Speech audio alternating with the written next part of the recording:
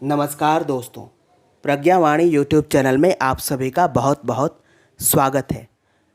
आइए दोस्तों, इस वीडियो के माध्यम से हम जगन्नाथपुरी स्थित भगवान जगन्नाथ के मंदिर के रहस्यों के बारे में जानते हैं। जहाँ तक इसके निर्माण का सवाल है तो ऐसी मान्यता है कि इसे सतयुग के राजा इंद्रद्युम्न ने बनाया था।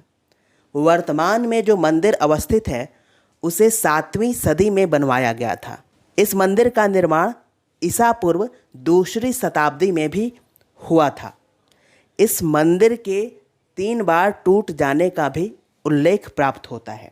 1174 ईस्वी में ओडिशा के शासक अनंग भीम देव ने इसका जीर्णोद्धार करवाया था।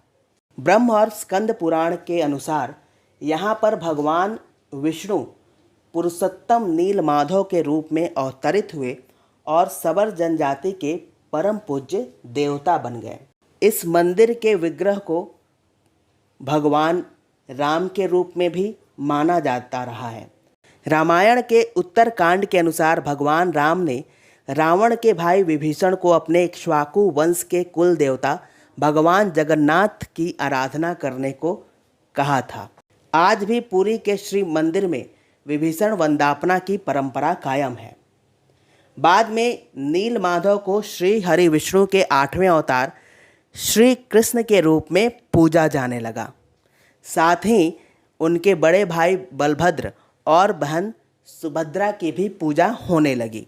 ऐसी मान्यता है कि इसकी रक्षा सभी ओर से होती है, सभी दिशाओं से होती है। स्कंद पुराण के अनुसार इसका नक्शा दक्षिणवर्ती शंख की तरह है। यह 16 किलोमीटर के क्षेत्र में फैला हुआ है। इसका उदर स्थल है समुद्र की सुनहरी रेत, जिसे महोदधि का पवित्र जल धोता रहता है। सिर वाला क्षेत्र पश्चिम दिशा में है, जिसकी रक्षा स्वयं महादेव करते हैं। शंख के दूसरे घेरे में शिव का दूसरा रूप ब्रह्म कपाल मोचन विराजमान है। शंख के तीसरे वृत्त में माँ विमला और नाभि स्थल में भगवान जगन्नाथ रथ सिंहासन पर विराजमान है। समुद्र की ओर से रामदूत हनुमान जी इसकी रक्षा करते हैं। हवा के विपरीत लहराता है ध्वज।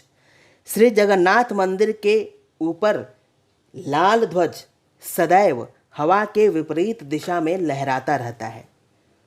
अब ऐसा किस कारण से होता है? ऐसी कोई वैज्ञानिक विवेचना अभी तक नहीं हो पाई है। वैज्ञानिक किसी भी निष्कर्ष पर नहीं पहुंच सके हैं, परंतु यह बात काफ़ी आश्चर्यजनक है। प्रतिदिन मंदिर के ऊपर स्थापित ध्वज को मानव द्वारा उल्टा चढ़कर बदला जाता है। ध्वज की भव्यता देखते ही बनती है। दूसरे आश्चर्य की बात है कि इसके गुंबद की छाया नहीं बनती। मंदिर के पास खड़े रहकर इसका गुंबद देख पाना असंभव है। मुख्य गुंबद की छाया दिन के किसी भी समय अदृश्य ही रहती है। इसके ऊपर लगा सुदर्शन चक्र को भी चमत्कारिक माना गया।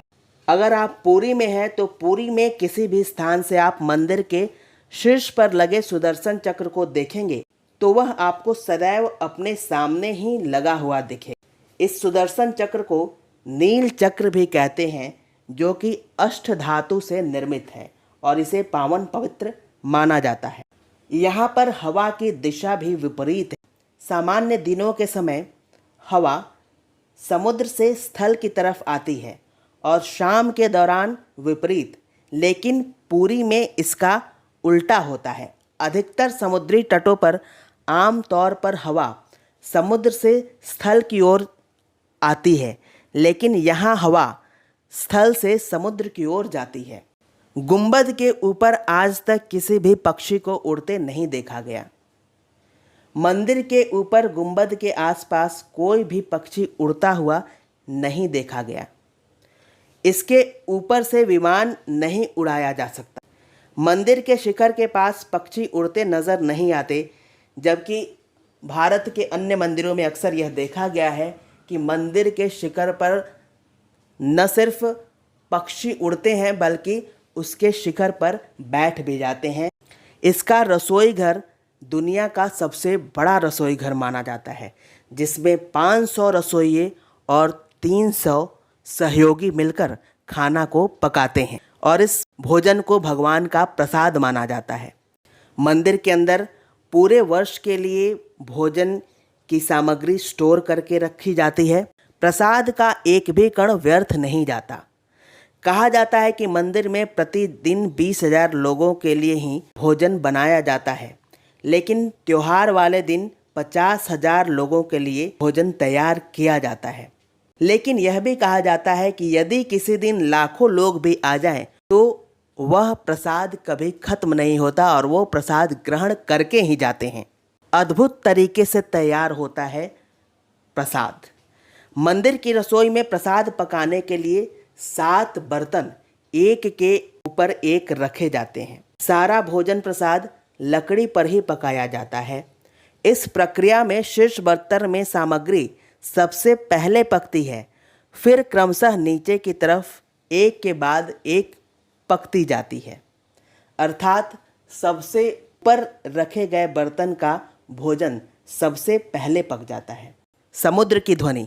मंदिर के सिंह द्वार में पहला कदम प्रवेश करने पर ही मंदिर के अंदर से आप सागर द्वारा निर्मित किसी भी ध्वनि को नहीं सुन सकते, और जैसे ही आप मंदिर के बाहर एक भी कदम रखते हैं तब आप इसे अवश्य सुन सकते हैं।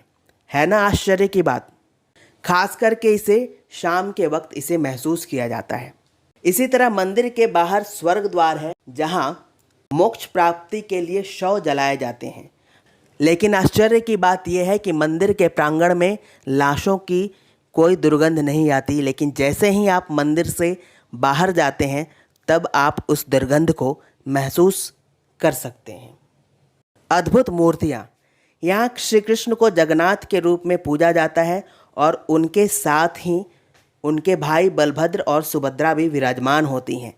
तीनों की ये मूर्तियाँ काष्ठ निर्मित होती हैं, जिनको नीम के काष्ठ पर बनाया जाता है। हर 12 साल में इन मूर्तियों को बदला जाता है, जिसको नौ कलेवर कहते हैं। रथ यात्रा। भगवान जगन्नाथ पुरी का मंदिर रथ यात्रा के लिए पूरे विश्व में जाना जाता है। आषाढ़ माह में भगवान रथ पर सवार होकर अपनी मौसी रानी गुंडीचा के घर जाते हैं। यह रथ यात्रा काफ़ी अलौकिक होता है और इसमें देश विदेश से लाखों श्रद्धालु भाग लेते हैं।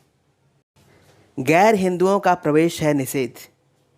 इस मंदिर में गैर भारतीय धर्म के लोगों का प्रवेश निषेध है। माना जाता है कि ये प्रतिबंध विदेशियों द्वारा मंदिर और निकटवर्ती क्षेत्रों में घुसपैठ और हमलों के कारण लगाए गए। पूर्व में बहुत बार इस मंदिर को क्षति पहुंचाने का प्रयास किया गया। दोस्तों, हमारा ये प्रयास आपको कैसा लगा कृपया कमेंट बॉक्स में अवश्य लिखें और कमेंट बॉक्स में जय जगन्नाथ लिखना न भूलें। धन्यवाद।